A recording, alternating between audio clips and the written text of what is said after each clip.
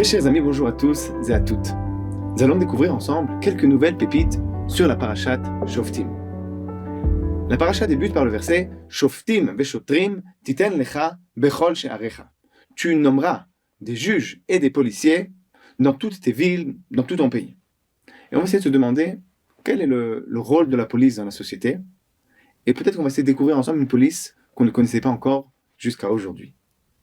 Et pour cela, j'aimerais vous raconter une histoire que j'ai lue au nom de Rabbi Avraham Yafhan, le Rosh Yeshiva de Novardok, qui était une des grandes yeshivot de l'avant-guerre. Et il raconte qu'il a lui-même entendu dans sa jeunesse d'un Talmid Chacham très âgé qui avait étudié dans la yeshiva de Volojine, la mère des yeshivot, la première yeshiva moderne. Et donc lorsqu'il était jeune homme, ce Talmid Chacham avait entendu une allocution de Rabbi Yitzhak Blazer. Rabbi Yitzhak Blazer, c'était le Rav de la ville de Saint-Pétersbourg, qui était la capitale de Russie, la grande ville, la plus grande capitale. Et il arrive à la yeshiva, il est invité, il monte devant le Aron HaKodesh, il se tourne vers tous les jeunes étudiants qui étaient là-bas, et leur dit, vous vivez dans une petite ville, dans un village peut-être, tout va doucement, tout le monde marche doucement dans les rues, tout le monde a le temps pour tout. Mais moi, je viens de Saint-Pétersbourg, je viens de la capitale. Et dans la capitale, c'est une véritable fourmilière. Tout va vite, les gens avancent, ils courent dans les rues, ils n'ont le temps pour rien. Le temps, c'est de l'argent. Chacun est occupé à ses affaires. Et puis un jour, un villageois arrive dans la grande ville, il voit que tout le monde court, tout le monde avance, et il voit les policiers qui patrouillent tranquillement, doucement dans la rue. Il se dit, mais c'est quoi ces gens-là qui font rien? Ils marchent dans la rue, ils font rien du tout. Alors on lui explique que ce sont les policiers, ils sont là pour garder l'ordre public. Mais à quoi ça sert? Ils font rien, je les vois, ils avancent, ils reculent. Qu'est-ce qu'ils font? Qui c'est qui les paye? Mais c'est toi qui les payes. Ces gens-là reçoivent leur paye du trésor public. Mais ça sert à quoi? Alors, quelqu'un lui explique, il lui dit, toi tu es un honnête citoyen, tu n'as pas besoin de police. Mais sache que dans la société, il y a toutes sortes de gens. Il y a des gens honnêtes, il y a des voleurs, et il y a des assassins, il y a des gens qui vont faire toutes sortes de mauvaises choses. Et si la police n'était pas là pour s'opposer, pour attraper ces gens-là, eh ben ce serait l'anarchie. Comme dit la Mishnah dans Pirkei Avot, il faut toujours prier pour Shloma Shel Malchut, pour le bien-être, des dirigeants du pays. Il m'allait Mora Shel Malchut, Ishet Chavero Chaim Belao. Si ce n'était la crainte des dirigeants du pays, alors chacun engloutit vivant son voisin. Ça veut dire, en d'autres termes, ça aurait été l'anarchie. Donc on a besoin d'une police pour garder l'ordre. Donc c'est ça qu'il a expliqué. Le Rav Yitzhak Blazer se dresse en disant, il dit, tout ça je comprends très bien. Mais maintenant on est à la yeshiva. Et à la yeshiva, toute personne qui est arrivée, elle a choisi de venir ici.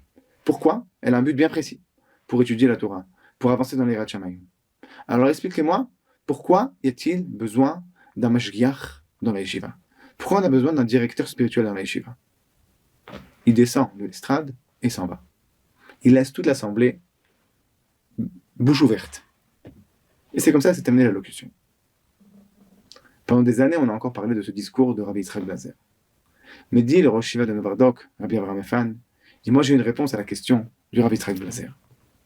Parce que son axiome de base, il est erroné. En réalité, les policiers ne servent pas à attraper les voleurs. Parce qu'un voleur qui a fait des bonnes études, qui a fait un bon stage, il pourra toujours ouvrir n'importe quel coffre-fort. Il pourra toujours entrer dans n'importe quelle maison. Il n'y a rien qui va l'arrêter. Les policiers servent surtout à dissuader les gens honnêtes de ne pas devenir malhonnêtes. C'est surtout à ça que ça sert. Et les voleurs professionnels, ils finiront un jour par être attrapés. Oui ou non. Mais en tout cas, l'ordre de la société, il est gardé par la police, surtout par force de dissuasion. Et ça, c'est l'essentiel du rôle de la police. Comme ça, il a expliqué. Et il dit, en réalité, on a une police pour chacun. Comme dit le pasuk, Shoftim meshotrim titen lecha bechol she'arecha. Il faut que chacun, dans toutes ses portes, dans toutes les ouvertures de son corps, ça veut dire dans ses yeux, dans sa bouche, dans ses oreilles, il faut qu'il nomme des policiers, une police privée. Moi, j'appellerais ça la police de la garde des frontières, les frontières de la personne elle-même.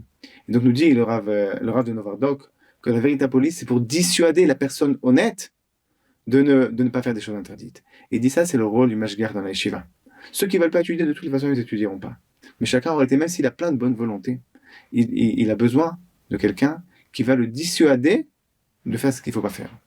Et ça va le pousser en avant. Et ça, ça va être le rôle de chacun dans son intérieur de se fixer des limites et de dire voilà, ça c'est ma police. C'est vrai que moi je cherche à faire le bien, je ne cherche à faire que le bien. Mais malheureusement, des fois on est attiré par toutes sortes de choses. Et donc lorsqu'on va se mettre des barrières, une police personnelle, une police privée, et qu'on va garder ses propres frontières, alors comme ça on est sûr de réussir et d'avancer dans le droit chemin. Dans la suite de la paracha, la Torah nous demande de séparer, de désigner 6 villes de refuge en Eretz Israël.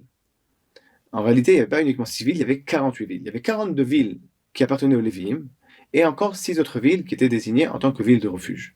Dans toutes ces villes, si, chas v'shalom, quelqu'un a tué un autre sans faire exprès, il devra s'enfuir dans l'une de ces villes pour ne pas que un proche parent de la personne qui a été tuée sans faire exprès puisse s'en prendre à lui. Une fois qu'il est entré dans la ville, on n'a pas le droit de le toucher.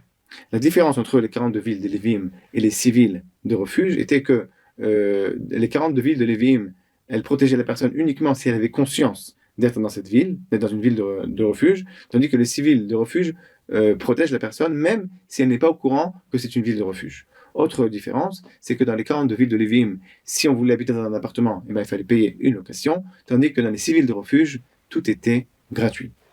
Et la Torah nous dit que, d'une part, on devra préparer 3 villes sur la rive est du Jourdain et 3 autres villes sur la rive ouest du Jourdain. La Gemara dans Makot s'interroge en disant « Mais je ne comprends pas. Sur la rive est du Jourdain, il y avait 2 tribus et demie. Réhouven, Gad et la moitié de la tribu de Ménaché. Sur la rive ouest du Jourdain, il y avait 9 tribus et demie. Tout le reste du peuple d'Israël. Alors quoi? Faisons un petit peu de mathématiques. 3 villes de refuge pour 2 tribus et demie et 3 villes de refuge pour 9 tribus et demie. C'est pas du tout équitable. » Répond la Gemara dans Makot en disant « Gilad nefiché rotzrim. » Dans la rive est du Jourdain, il y avait plus d'assassins. Et donc, s'il y a plus d'assassins, il faut plus de villes de refuge. Tous les commentateurs s'interrogent en disant « Mais une seconde, on parle ici de gens qui tuent sans faire exprès. Si quelqu'un est tué en faisant exprès, la ville de refuge ne sert strictement à rien. On ira le prendre, même s'il s'enfuit dans la ville de refuge, on ira le prendre de là-bas, on l'amènera au Beddin et on lui donnera le châtiment qui lui est réservé. Il s'agit ici uniquement de gens qui ont tué sans faire exprès. Donc, qu'est-ce que ça veut dire? Comment on peut affirmer qu'il y a plus d'assassins dans un endroit plus que dans un autre? Comment c'est possible? De nombreuses réponses ont été données sur cette question, mais j'ai vu une explication du Maharal de Prague qui me semble très très belle. Il dit que dans un endroit, s'il y a beaucoup d'assassins, même des assassins prémédités, ça va entraîner qu'il peut éventuellement avoir plus d'assassins sans faire exprès. Pourquoi? Parce que ça montre que c'est un endroit où la valeur, ils n'ont pas assez de valeur de la vie. Ça veut dire, normalement, la vie, dans le judaïsme, c'est la valeur la plus haute. Et donc, du coup, si les gens n'ont pas une importance de la vie qui est assez grande, automatiquement, même sans faire exprès, ils seront plus amenés, chas v'shalom, à, par inadvertance, ne pas faire attention à la vie d'autrui. Et donc, du coup, ils seraient amenés à tuer sans faire exprès. Mais si les gens ont conscience que la vie, c'est la chose la plus importante qui existe, alors dans ce cas-là, on fera toujours très, très attention. Et donc, ça n'arrivera beaucoup moins. Ça arrivera beaucoup moins. Comme ça explique le Maharal de Prague, que du côté est du Jourdain, ce sont des gens qui avaient une conception de la vie qui était moins importante. Et donc, du coup, de façon naturelle, il y avait plus de gens qui tuaient sans faire exprès. Tandis que les gens qui habitaient dans la rive ouest du Jourdain, en Eretz Israël, ils avaient une grande importance de la vie. Pour eux, c'était la valeur la plus haute qui existait. Et donc, du coup, on faisait très, très, très attention à la vie d'autrui. Et peut-être par là, on peut expliquer aussi ce que la Torah interdit autour des avérotes qui sont très graves. C'est-à-dire, par exemple, blâmer quelqu'un, faire honte à quelqu'un en public. La Torah nous dit c'est comme si on l'avait tué. Malbin pener chavero barabim, celui qui va faire honte à autrui, ça fait partie de ce qu'il y a autour de l'interdit du meurtre. Lorsqu'on parle de vol, c'est pas uniquement prendre du sac du voisin. Ça peut être aussi le vol du sommeil. Ça peut être aussi le fait de voler la conscience de quelqu'un, de l'induire en erreur, de le tromper. Ça fait partie aussi du vol. Pourquoi?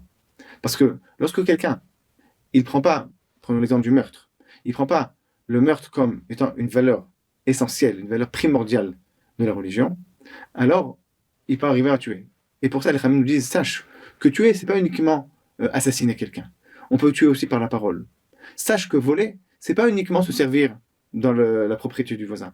Sache que le manque de considération par rapport à autrui eh ben, ça fait partie aussi du vol. Lorsqu'on va pas faire attention, on va lui voler son sommeil, on va rentrer dans sa chambre en criant, en claquant les portes, une personne qui fait pas attention à ça, il va être plus facilement amené aussi à se servir de la propriété d'autrui. Ça, c'est donc ce que la Torah nous dévoile en nous disant que il faut toujours considérer la Avera comme étant une des valeurs les plus importantes. Et dès qu'il y a un manque de considération de cette valeur, alors automatiquement, même sans faire exprès, on pourrait être amené plus facilement à transgresser cette valeur. Vers la fin de la paracha, la Torah nous décrit comment se passait la préparation à la sortie en guerre pour conquérir le pays d'Eretz Israël. Et donc, il y avait le Kohen Mashuach Milchama. C'était un semi-Kohen Gadol qui était habillé avec les mêmes habits que le Kohen Gadol et qui venait pour parler à tous les soldats avant la sortie en guerre en disant « Toute personne qui a construit une maison récemment, qu'il rentre chez lui. Toute personne qui a planté récemment une vigne, qu'il rentre également chez lui. Et toute personne qui s'est fiancée avec une jeune fille pour fonder son foyer, qu'il rentre aussi chez lui. » Venait le responsable les compléter les paroles du Kohen en disant Mi ha'ish hayare verach halevav yelech veyashov leveto velo imas et levav echav kilvavo. Que toute personne qui est faible de caractère, qui est peureuse, qu'elle rentre aussi chez lui, qu'elle ne contamine pas sa peur au reste des guerriers.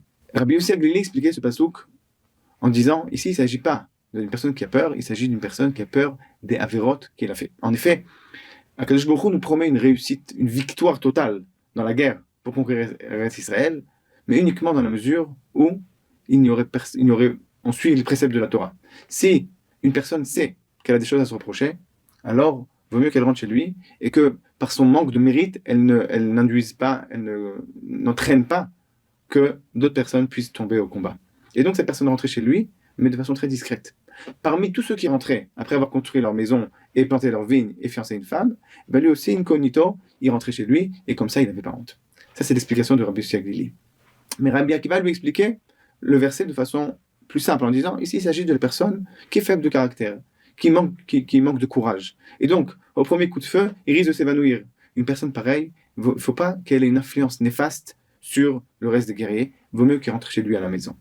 Et de là, nous dit le Ramban, on peut élargir en disant qu'on a une mitzvah, le Ramban il compte ça dans les mitzvot de la Torah, dans les interdits de la Torah du moins, il dit on a un interdit d'avoir une influence néfaste sur autrui, que ce soit la guerre ou que ce soit n'importe où ailleurs.